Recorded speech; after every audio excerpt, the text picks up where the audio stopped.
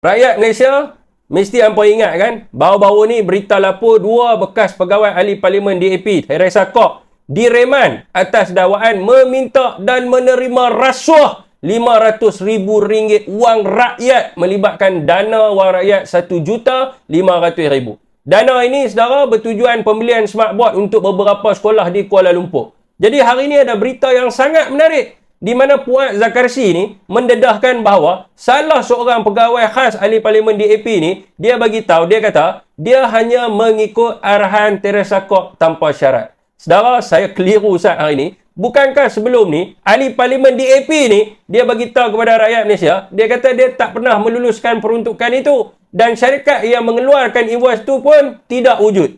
Persoalannya sekarang ni, adakah selepas Teresa Kok mengetahui yang kata invoice ni adalah palsu, dia ada buat laporan PDRM ataupun SPRM?